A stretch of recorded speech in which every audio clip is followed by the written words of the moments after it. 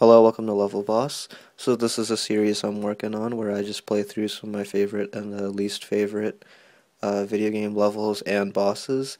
So for the first episode, we're just going to do Casino Night Zone from Sonic the Hedgehog 2. And here we are at the level select screen. Pretty much all these levels are fantastic. Chemical Plant, Sky Chase, just great examples of great platforming. But Casino Night is always the one I come back to. It's always going to be my favorite.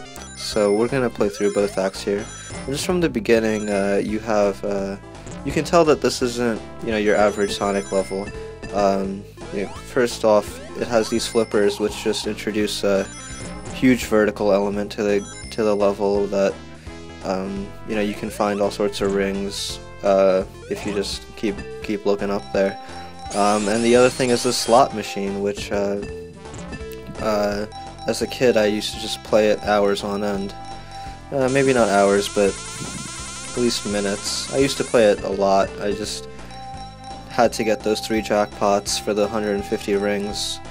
But it seems programmed to give you those Robotniks more often.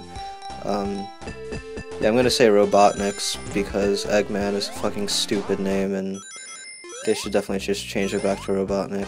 And this thing was so annoying, that snake thing. Just hard to time that jump, make it across. And you'll definitely want to go up here because I think there's more rings up here. So this is the right path. Oh, and these things were just so annoying because I never could figure out how to kill them. Like, how the hell are you supposed to know to spin dash them from the back as a kid, as a fucking 8-year-old? No idea. Well, I don't know. You don't really need to know how to kill them, but they're still annoying. And this, like, as you can see from this level as I'm playing through it, it's, it was like the first level that just showed me that Sonic is more about, going as fast as you can while pressing right on the D-pad and speeding through the level. There you have a secret 1-up hidden in there. I always remember that from my childhood. I'll never forget that little hidden passageway. But, it really showed me that, Sonic is capable of the great platforming found in pretty much all of the Mario games. Oh, I love these bouncy things there. Because it also has an open-endedness to it. Like here, it's not a straightforward pathway. It's not, a loop-de-loop or a straight or angled platform with no, curves or anything. It's just, it has various places you can go, and they all lead to, they all of course lead to the same ending, but they all are unique, and you just kind of want to explore all of them. And I think that's really what Sonic 2 as a whole was about, because it has a lot of platforming elements where you have to choose which way to go. And at least the way I did it was I just went everywhere. I just wanted to explore the entire level because they're just so beautifully designed. You see that skyline in the back, which I guess is supposed to be like the Vegas skyline. I guess it's missing a few pixels though to portray that accurately, but it just looks very interesting. You kind of get absorbed in this world even though it's 16-bit. So here we're at Act 2. I really don't like that spring mechanic, actually. It just, kind of slows down the pace of the game, but whatever. You see those huge, like, group of slot things there? I never knew what those, I never knew what that was for, but, I'll probably never know because, I can't get high enough up there to actually see if you can actually get in that slot and if it does anything.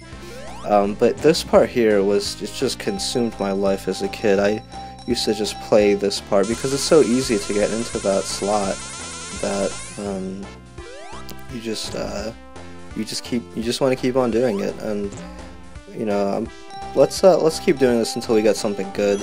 Just 3 rings you would think would give you a lot, but I guess it just only gives you 10. And of course the Robotniks show up. If you go in there with 0 rings and you get 3 Robotniks, you will die, I believe, which is really annoying. And that gives me 2 for some reason. I have no idea what the combinations were, or what the programmer who designed all the combinations was thinking.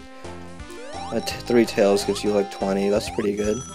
Yeah, jackpot 2 signs. That's about 50, I think, so we'll just get out of here. And there's also these elevators here, which I never went down on an elevator because I don't. It just seemed like that was always the worst way to go. So I always used to go up. I accidentally picked up a speedy shoe, which I really try to avoid because, you know, it makes the game more fun, but I feel like I have way less control over where I'm going to land. As you can see here, which, again, these snake things are just so impossible to time the jumps. Of course, when I say snake, I mean like that video game Snake that everyone plays on their 20-year-old cell phone or whatever. I guess 10-year-old cell phone. They weren't even out back then, but whatever. That's besides the point. This spring here, that always happens. That always blocks you that first time. I swear it's programmed that way. But here you can. I forgot to mention the art style on these pinball / slot machine things is just completely crazy. It's that solid blue background with that thick red stroke, and I have no idea why someone in their right mind would, you know, put this in a game and think it was a good idea, but it just works somehow. It holds up still, and, you know, it has a very 90s flavor to it, but it's, I mean, I still think it looks fantastic, and, you know, kudos to them, because it just makes you wonder what was going on in these developers' mind, because they took a lot of risks on this level. And I'm gonna go up on this elevator because, you know, that's where the invincible stars thing is. But you know, they took a lot of risks, and it really paid off, and you don't really see that nowadays.